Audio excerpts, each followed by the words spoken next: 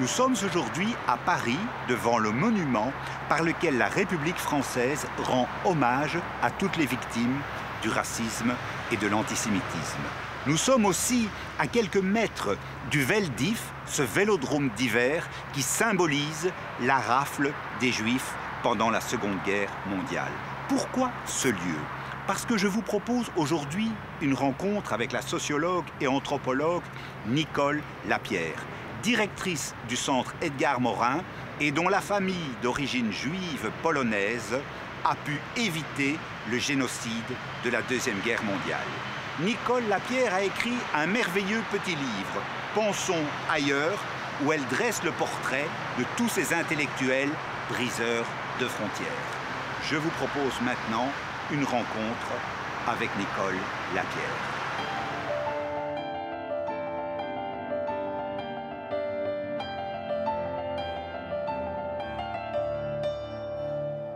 Madame Lapierre, vous avez écrit il y a quelques années un très beau livre, Pensons ailleurs, qui fait le portrait de philosophes, d'intellectuels, de savants qui ont voulu transcender leurs conditions, qui ont voulu transcender leur classe sociale, briser les frontières. Qu'est-ce qui vous a amené à cette galerie de portraits de gens qui ont justement, comme le dit la formule de Montaigne, souhaité penser ailleurs ? Plusieurs choses, je pense, à la fois des raisons intellectuelles et des raisons personnelles, comme toujours, hein, je crois, dans les recherches, surtout en sciences humaines, en sciences sociales. J'ai toujours été sensible à l'idée de la migration comme expérience, comme aventure. J'ai toujours pensé, au fond, que les émigrés étaient des sortes de héros des temps modernes. On a souvent une vision un peu misérabiliste. C'est vrai qu'ils affrontent des difficultés, souvent, dans l'émigration, dans l'exil. Mais en même temps, je pense que pour certains, c'est un enrichissement. C'est une façon d'arriver dans un nouveau monde, dans une nouvelle culture, et d'y apporter quelque chose et de la regarder aussi, cette culture nouvelle, un peu différemment. Et ça, c'est sans doute lié à mon histoire familiale, à l'admiration que j'avais pour mon père, qui avait fait ce parcours d'émigration. Mon père était juif polonais, il a quitté la Pologne, il est venu en France, et il avait, pour ce pays et sur ce pays, un regard à la fois admiratif et décalé.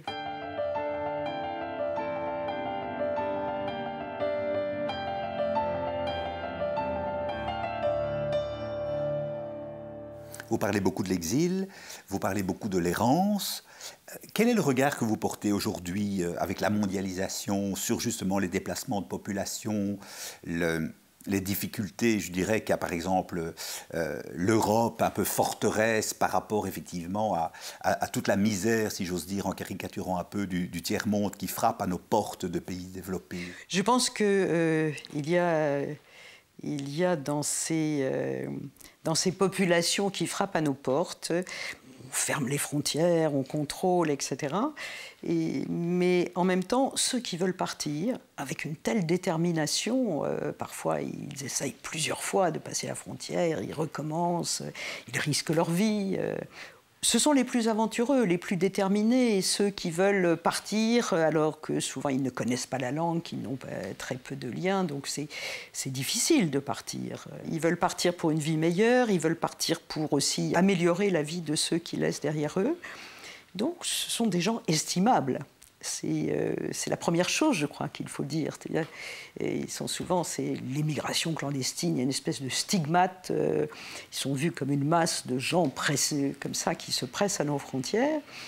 Il doit y avoir des politiques d'accueil, des politiques migratoires, etc. Mais il faut déjà d'abord dire que vouloir partir, vouloir vivre ailleurs, dans une autre langue, dans une autre culture, et se donner des chances dans la vie, c'est positif, c'est une qualité. C'est plus difficile que de vivre tranquillement dans une vie confortable, dans le monde où on a toujours vécu.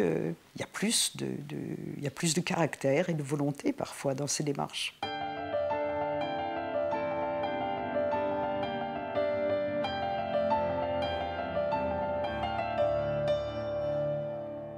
Il y a moyen encore aujourd'hui dans le monde intellectuel de penser ailleurs, aujourd'hui au XXIe siècle? Oui, bien sûr, il y a toujours moyen de penser ailleurs. Et penser ailleurs est facilité, pas toujours, par le fait d'avoir une sorte de mobilité personnelle, que ce soit la mobilité de la migration, la mobilité sociale, éventuellement la mobilité sexuelle. La mobilité peut donner un désir au contraire de conformité. Je ne veux pas du tout idéaliser. Mais elle peut aussi donner cette capacité à regarder différemment le monde, donc à élaborer une pensée critique sur le monde. C'est-à-dire celui qui n'est pas d'emblée installé là où il est, qui n'est pas nécessairement complètement à sa place, peut avoir une pensée déshabituée sur la réalité qu'il regarde. Cette pensée déshabituée fait que ce qui est évident, ce qui est banal, pour lui n'est pas évident, n'est pas banal, mérite d'être interrogé. Et cette interrogation peut déboucher sur une pensée critique, inventive sur la réalité. Mais on peut penser ailleurs, je dirais comme une sorte de démarche intellectuelle, sans être un immigré, sans être sans être un transfuge social, mais par une sorte de décision, de positionnement dans la connaissance, où on décide de déconstruire les évidences. On peut jouer à l'étranger pour essayer de mieux comprendre sa société en se décalant un peu, en la regardant, en étant dedans et en la regardant en même temps du dehors, en étant dans une position comme ça de va-et-vient du regard, du questionnement, des exigences aussi.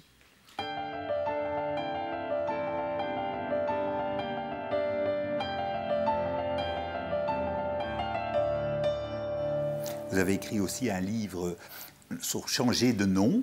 Pourquoi changer de nom? Alors, moi, je me suis intéressée au changement de nom dit d'origine ou de consonance étrangère, pas au changement de nom ridicule. Pourquoi? Parce que les changements de nom ridicules sont indéniablement, peuvent être dans la vie un handicap, mais bon, un handicap n'est pas un stigmate. Voilà. Un handicap, je cite cet exemple parce que dans les listes que je regardais de changement de nom, il y en avait un certain nombre. Si un malheureux monsieur Cocu préfère s'appeler Cossu, on comprend très vite pourquoi, parce que bon, les blagues, les lazis depuis l'école jusqu'à... Voilà. Les changements de nom, de consonance ou d'origine étrangère, c'est autre chose. C'est-à-dire ça renvoie là aussi au fait d'être étranger, et éventuellement étranger d'une minorité, encore une fois, mal vue, stigmatisée. Parce que le nom... On n'en prend pas tellement conscience, mais du matin au soir, dans la vie courante, on est amené à décliner son nom. Je sais pas, pour réserver dans un restaurant, pour laisser un vêtement à la teinturerie, enfin pour des actes de la vie courante, on donne son nom. Et son nom, ou certains noms, sont tout de suite un signal de reconnaissance. Ah, vous aussi, vous êtes belge, ou signal de méfiance. Et selon les circonstances, ah ça c'est un nom juif, ça c'est un nom arabe, etc.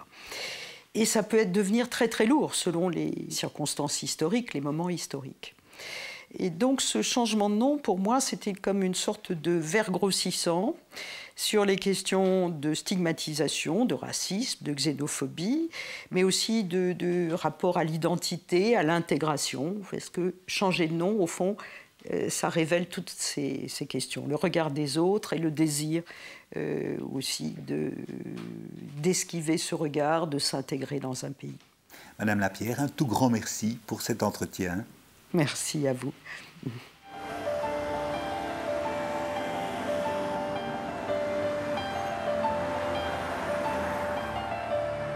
Je suis place de la Bastille, là où fut emprisonné le marquis de Sade en 1785.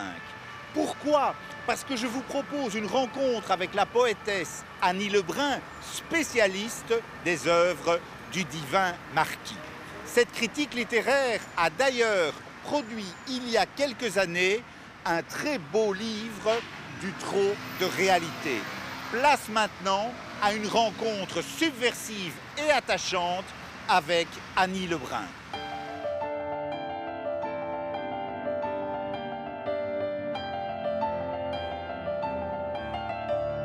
Annie Lebrun, vous menez aujourd'hui, au travers de votre œuvre, une critique acide de la société actuelle, qui est au fond, d'une certaine manière, pourrait-on dire simplement, la société de consommation des années 60, mais en pire, la marchandisation du monde, le mercantilisme généralisé. Vous avez des mots extrêmement durs pour qualifier notre réel et notre présent.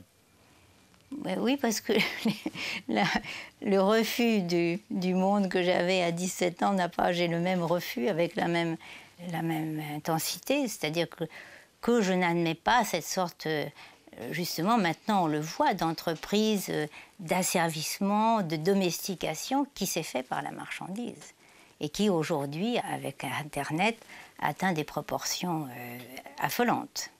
Vous menez aussi une critique forte de l'information et vous dites la plus grande des censures, la première censure, c'est l'excès d'information puisque vous parlez d'Internet. Donc au fond, on est tellement surinformé qu'on est désinformé. Est-ce que ça signifie dans votre esprit qu'il n'y a plus moyen de faire la séparation entre l'essentiel et l'accessoire, qu'on ne voit plus de ligne directrice dans le récit du monde, dans l'interprétation du monde et que tout est une équivalence de présentisme immédiat qui ne permet plus aucune profondeur dans la réflexion? Oui, tout est fait pour qu'on en arrive à ça. Et c'est bien pour ça que je parle de domestication. Parce que, disons, à la fin des années 90, je me suis rendu compte qu'on était dans une situation très bizarre. C'est-à-dire, il y avait des gens qui continuaient à développer des critiques assez radicales de cette société-là. Mais on avait l'impression d'une inefficacité incroyable, c'est-à-dire comme si ces critiques ne comptaient pour rien et avaient une fonction de l'heure pour bon, et toute la prise de conscience qui avait été celle de 68, tout se passait comme si c'était complètement neutralisé.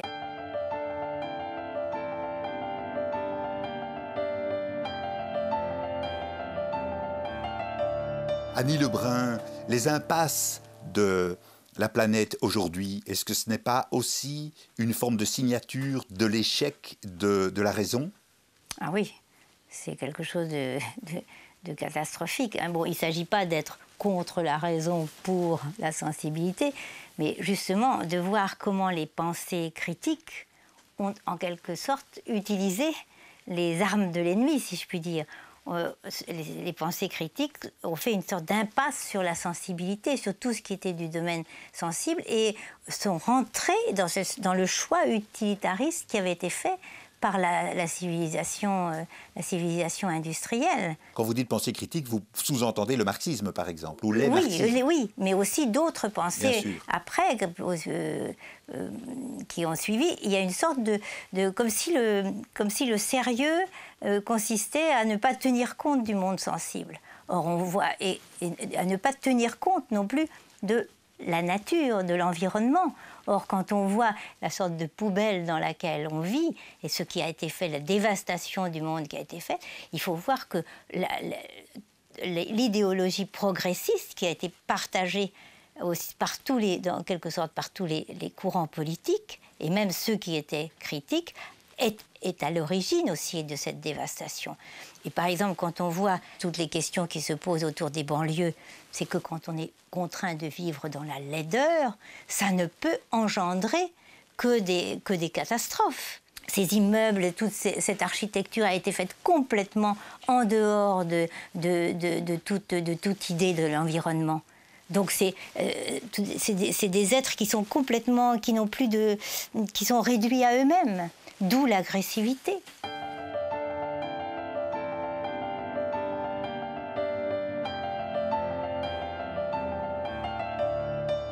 Dans un très passionnant entretien à Philosophie Magazine, je vous cite, vous écrivez « Une des plus grandes formes d'aliénation aujourd'hui réside dans le fait de ne pas voir que tout se tient. Ouais. » Je pense que c'est un sujet auquel vous êtes particulièrement attaché, l'interrelation, le lien qui n'apparaît plus entre les différentes formes, les différents aspects de l'expression de la vie, dirais-je. Oui, donc ça, c'est une des choses peut-être les plus importantes, parce que, bon, la critique que je fais de ce monde-là est assez radicale. Mais il y en a d'autres critiques. Hein. Il y a beaucoup de gens qui mènent, même c'est presque devenu un genre littéraire maintenant. Et on pourrait dire presque qu'il y en a trop de ces critiques-là. Mais la différence de la position, ma position de celle de beaucoup d'autres, c'est que, à mon avis, tout se tient. Et ça, tout est fait en sorte pour qu'on ne le voit pas. Vous écrivez toujours dans ce même entretien que justement la culture de masse correspond au crabe reconstitué, le matraquage médiatique au plus acide, le relookage des villes à la chirurgie esthétique. Donc vous avez, je trouve, une vision à la fois poétique, lyrique et englobante de la réalité contre justement cette conception managériale de compartimentation, de dissémination, de séparation des choses. Oui, c'est le propre justement de cette civilisation industrielle et de l'idéologie technicienne qui est de séparer les domaines et de ne les envisager que d'un point de vue fonctionnaliste. Et il faut surtout empêcher de voir que justement que tout se tient. Et alors ce qu'il y a d'intéressant, c'est qu'au fur et à mesure, on a commencé à le voir quand il y a eu les catastrophes. Et que catastrophe après catastrophe, on a vu que telle chose pouvait entraîner telle autre. Et ça, c'est très important parce qu'on arrive maintenant, un peu tard, mais à une prise de conscience qui, malgré tous les efforts qui ont été faits pour justement masquer cette sorte d'emprise incroyable maintenant sur nos vies, les gens commencent à le voir. Ce qu'il y a d'intéressant, c'est que c'est aussi la manifestation dans des lieux différents, à des moments différents, justement d'un refus de ce monde-là, en particulier avec le mouvement des indignés, avec la révolte des Pussy Riot, par exemple. C'est ça qu'on voit. Tout d'un coup, il y a une sorte de prise de conscience. C'est-à-dire, ils ont beau faire. On voit bien aussi dans le domaine financier, après toutes les catastrophes qu'il y a eu. Maintenant, on commence à voir à quel point tout se tient. Et ce qu'il y a aussi de remarquable, c'est que jusqu'à ce qu'il y ait ces catastrophes-là, tout le monde parlait de mondialisation sans voir à quel point tout se tient. C'est-à-dire comment, par exemple, les catastrophes financières qui ont eu lieu récemment correspondent aussi aux dévastations qui sont faites sur l'environnement. C'est le même mouvement. Et tout ça, c'est lié. Et là, ce qu'il y a quand même de particulièrement intéressant, c'est de voir que pendant des années, on nous a seriné qu'il n'y a pas d'alternative, essayant de nous faire croire qu'il n'y avait que la réalité économique. Tout d'un coup, on voit que cette réalité économique qu'on a voulu fabriquer est en train de s'écrouler de tous les côtés, ne tient pas. Et puis que, eh bien, il y a des alternatives.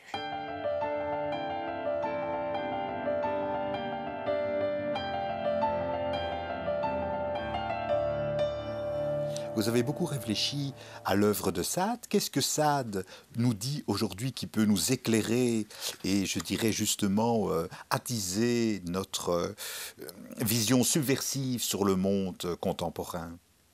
D'abord, Sade a quand même fait une sorte de révolution en voyant le premier à quel point l'énergie qui est la nôtre est quand même liée au désir.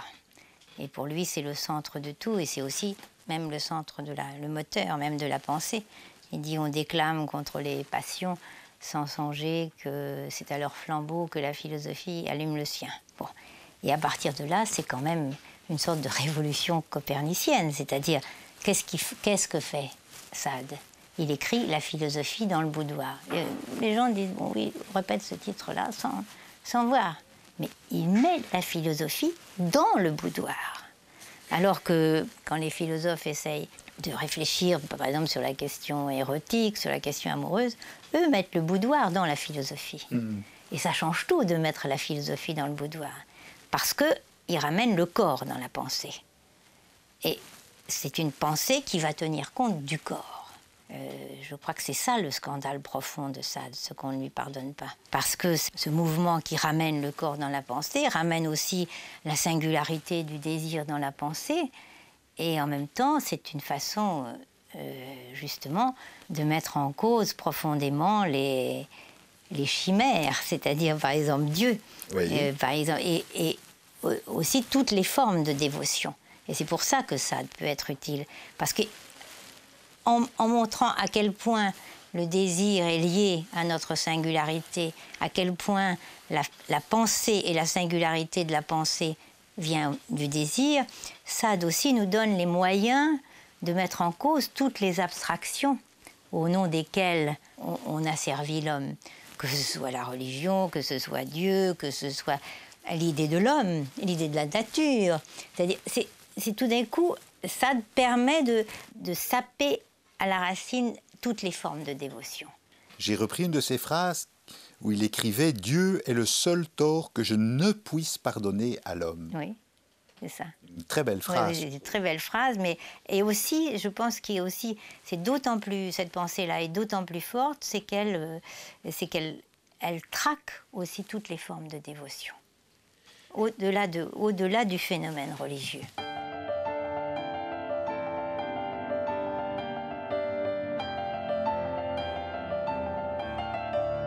Je voudrais vous poser une dernière question sur le travail que vous avez fait autour de Victor Hugo.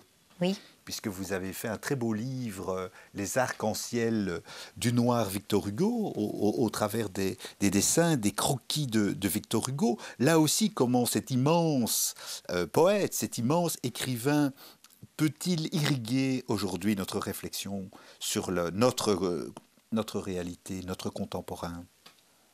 D'abord par l'ampleur de vue de Hugo. Son ampleur de vue est telle que on ne va pas combattre pour une liberté. On combat pour toutes les libertés. Pour lui, toutes les libertés se tiennent. Bon, il a dit cette phrase merveilleuse qui est « Sauvons la liberté sauve le reste ». Mais pour lui, il n'y a pas une direction. Et de ce fait aussi, c'est de voir que... quand j'ai parlé de l'ampleur de vue, elle est liée aussi à sa vision poétique du monde, qui lui permet à la fois de refuser ce qui est, mais en même temps de miser sur ce qui n'est pas. Et c'est ça dont on a besoin aujourd'hui. Et il y a aussi dans un texte extraordinaire qui s'appelle « Le promontoire du songe », Hugo dit « On fait sa vie comme on fait son rêve ». Un tout grand merci à vous pour cette belle rencontre.